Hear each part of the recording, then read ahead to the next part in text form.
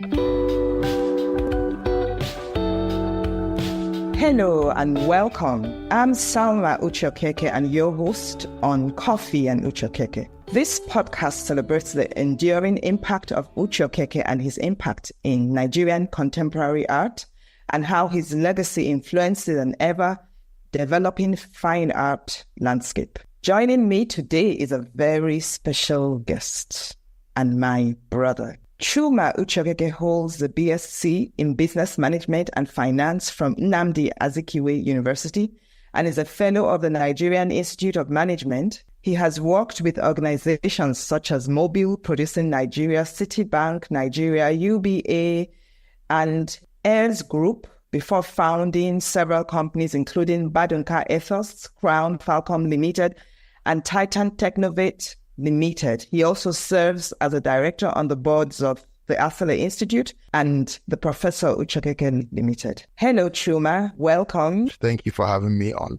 Let's start off with the most important question. If you had a painting of you having the best coffee drinking experience with someone, what would you include in that picture? That's a very interesting question. I would like that coffee meeting to be in a big airy garden with trees and plants and all that. I would like an antique gramophone and several cases of records from all over the world. Those kind of weird records our dad used to like. I'd also like a good book. I'd like a blank writing pad and a pen in case I have any inspiration. Then I'd like my dogs. I'd like my dogs at my feet and some snacks for them. That's what I would like.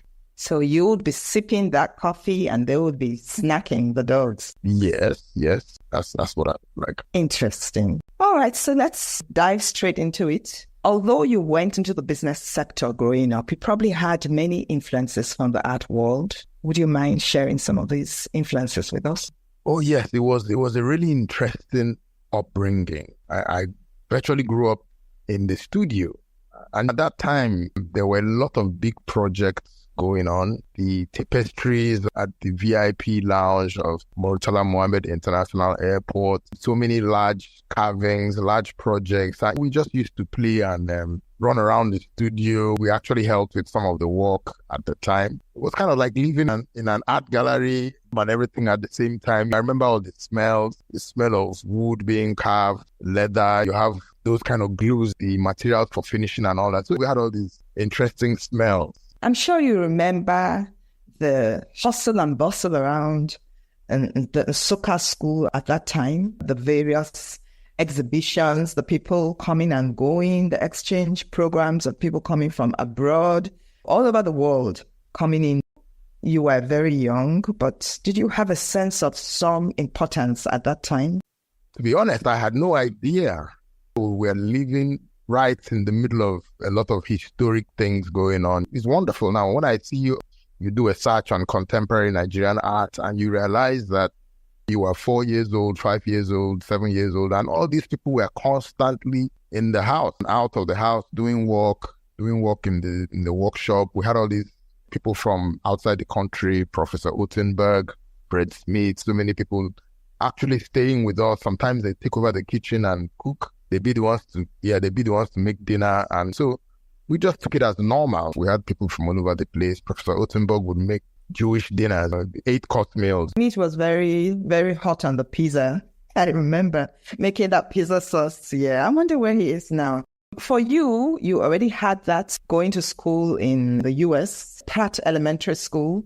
So you already had that international experience. But even before then, you had all these people coming and going, the people coming from Germany, people coming from the US, those that actually stayed with us, like the Hans. Remember Thomas Bahem? Yeah, and we called all these people uncle, aunt. We didn't have any idea about color. We didn't even know about nationality per se. It was really interesting. Even from within Africa here, we had people that come in, and it was later growing up, I realized these guys aren't even Nigerian. You have people from Uganda, from Zimbabwe, Zambia. We had all sorts of people.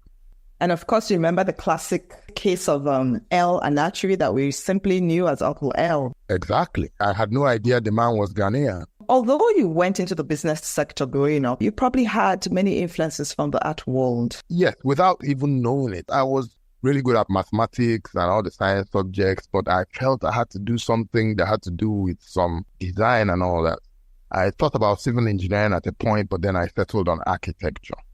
This was the only time our dad actually sat me down. He brought in Chuma Uche-Okeke. They actually explained to me that I would have a really tough time practicing architecture because Nigerians at that point were not interested in paying for those kind of services. They didn't tell me what to do, but they told me, why don't you find something else? And that's so ironical because I remember receiving my forms to enter the university all filled up for me by a dad for architecture. And I decided I didn't want to do that.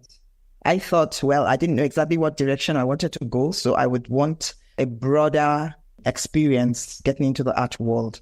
So it was quite interesting. I do know that the Uche-Okeke's daughter, Bofu, went to do architecture, and Bofu is my contemporary. I'm sure they thought two of us would just go and do architecture. It's quite interesting. Please share how Uche-Okeke's legacy in arts and creativity and his philosophy has made its way to your children as well. It's really interesting the way these things translate.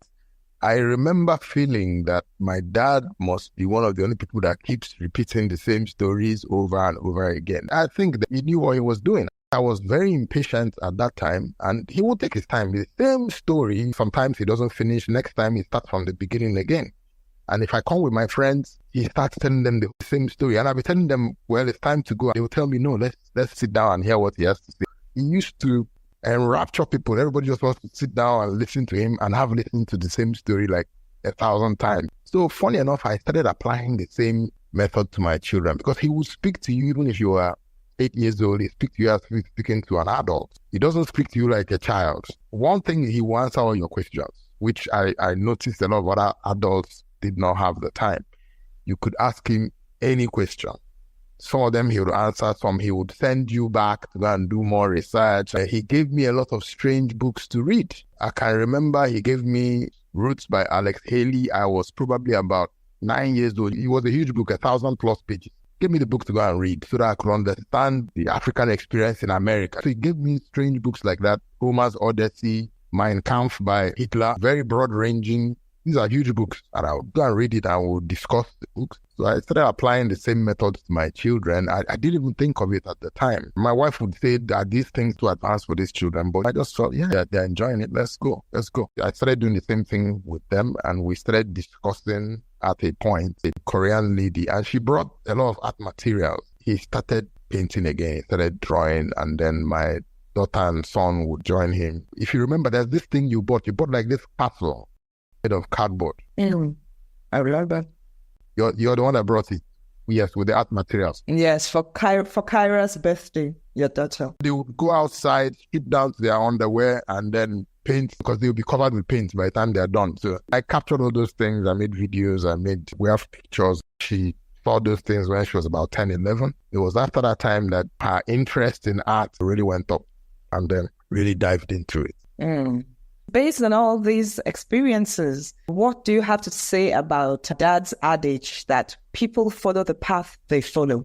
Even when you go in a different way, you apply those lessons, because this thing just seeping through your pores and everything you don't even know. When I actually brought in an interior decorator. This is someone that is very highly recommended. She gave me recommendations, and I told her, why don't we do it this way? And she too, she feels she knows what she's doing. So she was trying to push me in a particular direction, but at the end of the day, I convinced her, and we did it my way, very minimalist. But when she now sat back and looked at the whole thing, she told me, yes, this is something you are a natural at. And it helped us a lot, because people, they want to come back again to stay in the same units because of the way it's different from every other place. I remember my daughter, she came back from school one day and told me that they were discussing her grandpa in school. And she told me she wouldn't have even known he was the one until she saw the picture. Meanwhile, she lives with the man. She said when they mentioned his name, she said, I have the same name. But when they now put the picture up on the screen, they were using a projector. And she found out they also showed Uncle Bruce on Obrakwe. And she said, I know this man. Turned out she knew most of those artists that they mentioned because she had seen them. She had met them when they come to visit Grandpa. She told me people were expecting her to be an artistic genius too. So she decided to live up to their expectations, So still on that, how people follow the path they follow. I know that you never really intended to go into the arts, but now you're very much involved in the arts from an art management perspective and sharpening your interest as you go along and your perception of the visual arts as you move on. What lessons would you say you have learned from all this? I remember there was a time we were sitting somewhere at the University of Nigeria, Nsukka, and someone came in and I was telling my dad that he should put me on a track so that I become a professor too. And my dad told him, no, let him do what he wants to do. That is always better. You let the person go and do what they want. That we will still come back and bring whatever knowledge we've gained. And funny enough, I look at the art thing I'm not an artist, so I'm not as emotional as they are. So we can actually look at it from a more rational point of view. At the end of the day, I think growing up with the artist makes a huge difference.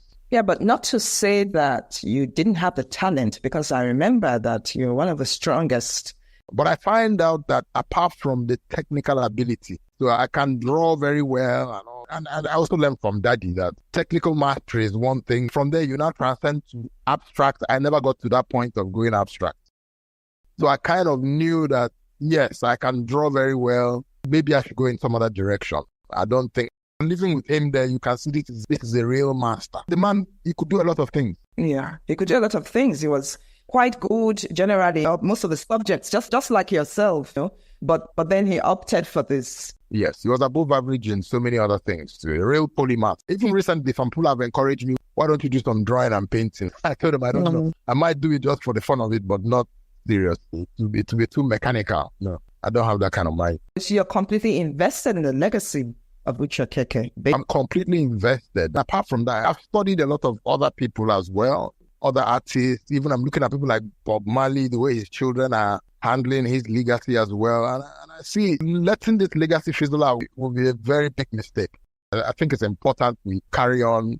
We can help so many people along the way, add so much value. I think it's a good thing we carry on with the legacy. The next generation is also taking an interest. Maybe they're taking an interest earlier than we did, which is a good thing. I mean, that's the funny thing about us, his direct offsprings.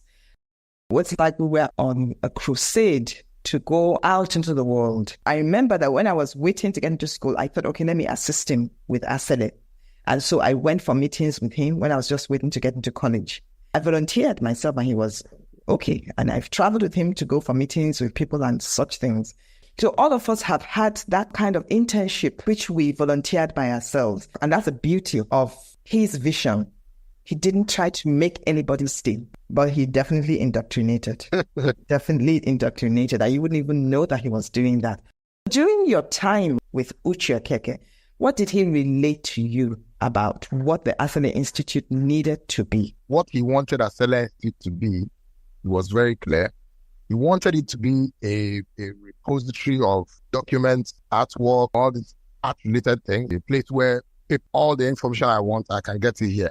One-stop shop. He also wanted it to be a destination for research on contemporary African art, contemporary Nigerian art, on culture and history.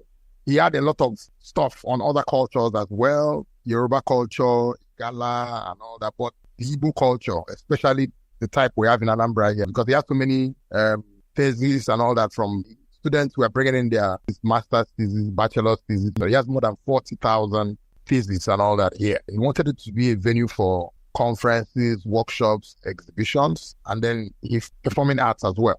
He formulated these plans as far back as 1958, and the plans remain the same. He wanted this place to be a place where young artists can get exposure, get some training, then even the established ones as well can improve their craft. These were the major things that he had in mind. He was very open to any ideas for improving. Once you can convince him of the utility of those your ideas, he will incorporate them. But you have a new way of achieving those results he wants. He buys them immediately. I saw in his filing cabinet, I saw some of those things. When I finished writing, he would take them from me and put them in the cabinet. And then he had the ones I took because he wants to see whether you understand. And when I talk to teachers, they tell me that's the best way to absorb. All this about Asele, your ideas about what could work. Yes. My ideas that from what he has said, what do I think? What new ideas do I have? Around how old were you at that time? I was in university at that point. So you see that he was basically planning ahead for his death and his legacy. He did some serious continuity planning. He was talking to a lot of other people. He would tell me to come. I would listen to the person and I would write my understanding of what the person said. I was like his secretary at that point. So going forward with his plans, getting to the internet age, the transparency, membership philosophy, the integralness of the artist to life, how the art would be applied and delivered, the global plan. Can you touch on these areas, basis your discussions with him about the S3E Institute? I noticed that a lot of his art was for the church. And so he told me that throughout history, that one of the major patrons of art has always been religion. Even if I look at our traditional art, if you notice, mostly you find them in the shrines, you find those carvings that we now became Christianized, that would be the next place. So he told me this is the natural evolution of art. He kept harping on the fact that, yes, you can make a cup and it's just functional, it's just a cup. But you can also go a bit further, you can make it beautiful. So it's functional, and at the same time, it serves that aesthetic purpose. He felt we weren't wealthy enough to have enough people that just want art purely for the aesthetic. So the art needs to be functional as well, so that the person can get some real-world utility from it, apart from the beauty. Functional in the sense of how integral it should be to life. He was telling me that right now we might feel the artists will have a hard time surviving, but he felt it was just a question of people become more exposed, the economic situation improves, that it's natural to want to have beautiful things. But he also said you have to consider the regular people. It's important to consider the regular people in everything you do. That combination of elitism and at the same time some kind of socialist tendencies was quirky about him. On the one hand, he liked a classic life, he liked the good things in life, but on the other hand, he was very much in for the masses. You would say he was a bit skewed towards socialism, but he also loved the good things of life. So it was kind of odd. Funny enough, this is something I learned from him. He preferred to look for the best people, the top dog. Because the top dog can now do well and help those underdogs. But when you support an underdog, they have a certain mentality. So they're not so generous. I noticed he's always preferred people of a certain background. He felt these people should run the world. A certain level of exposure. Exactly. But it is now their duty to look after the other people. Or to try to help them to make their way.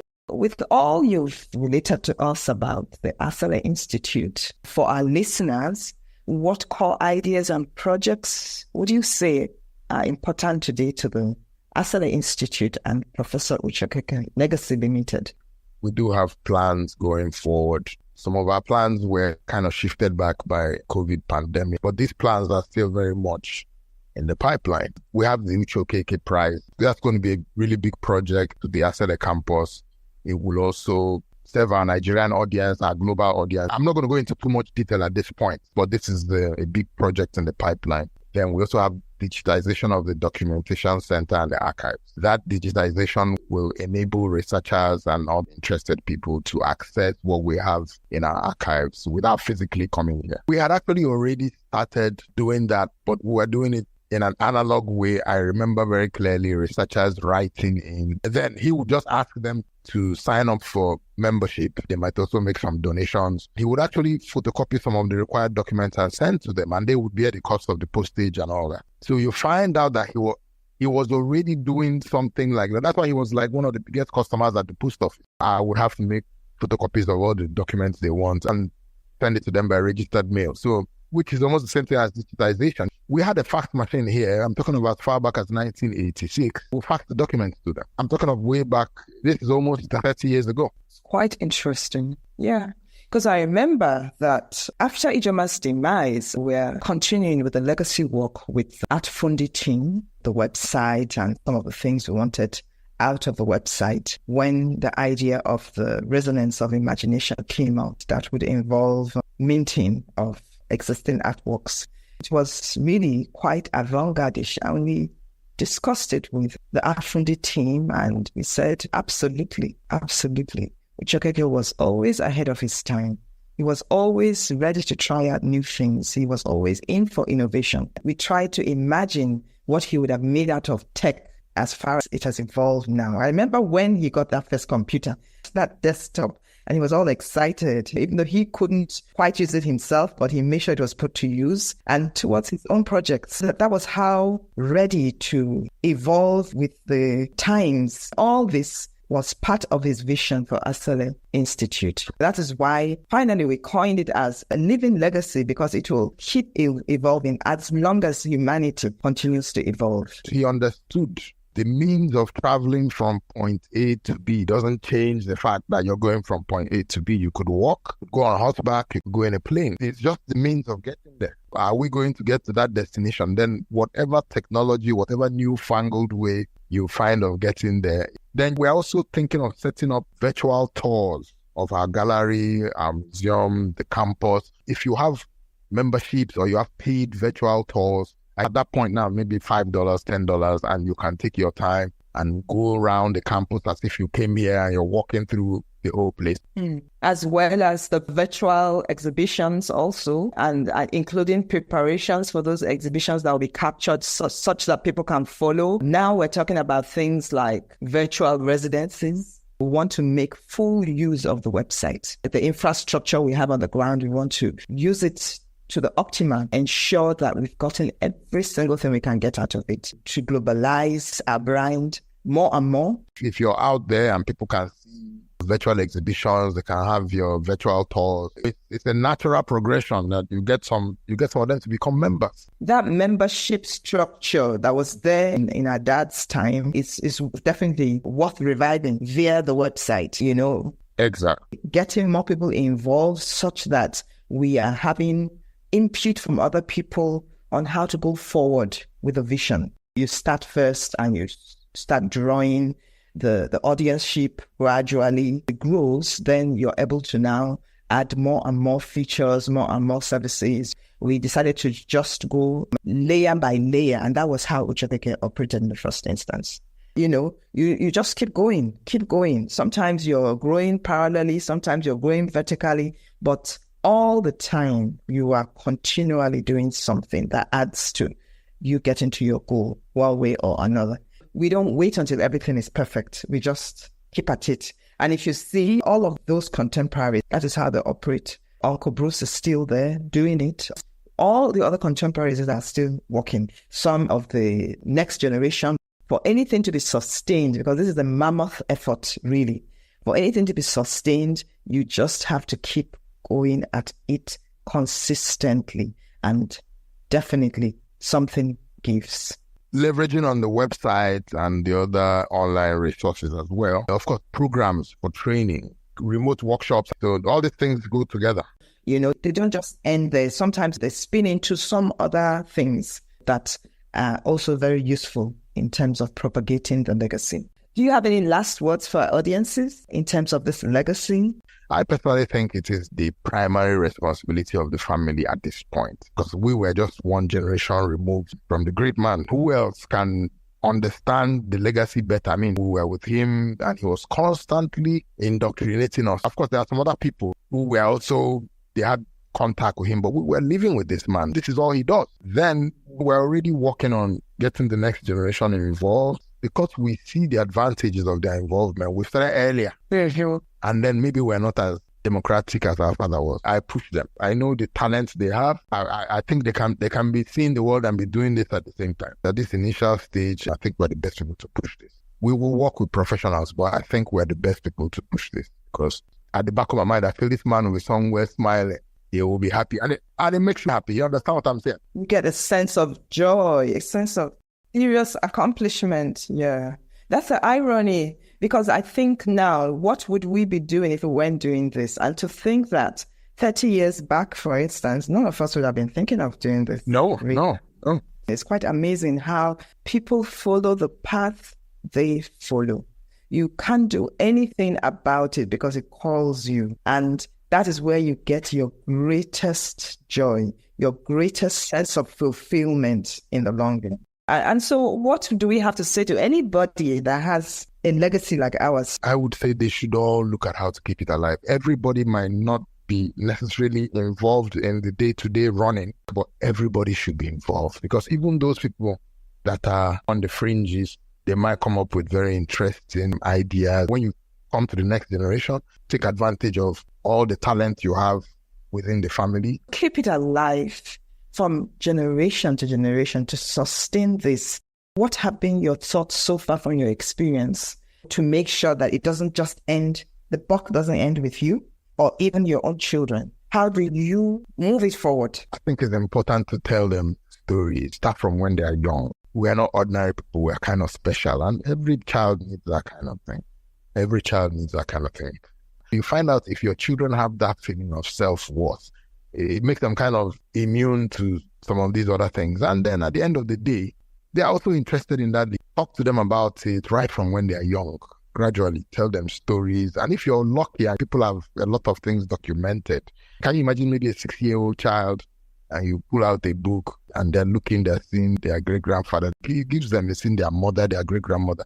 They make them know, oh, are you serious? They've done this. Then that means they take it for granted. They should be able to do even more. Exactly. So it kind of makes the next generation, I don't know how to put it now. You feel you're special, and everybody needs to feel a bit special about themselves. The Igbo proverb, the lizard that jumped down from an iroko tree.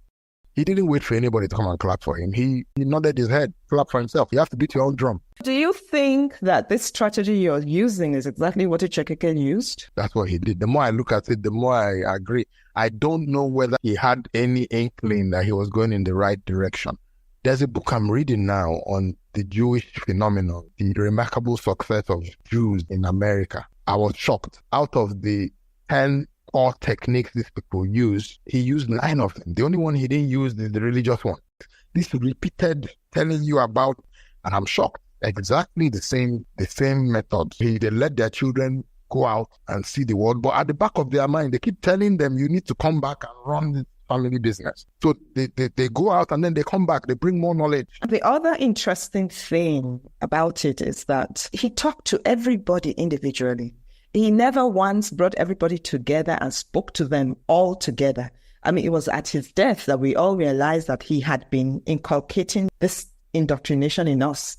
It's amazing. Each and every one of us. Yeah, nobody knew. I mean, you finish talking to him, you don't even go to discuss with the next person. It's between the two of you.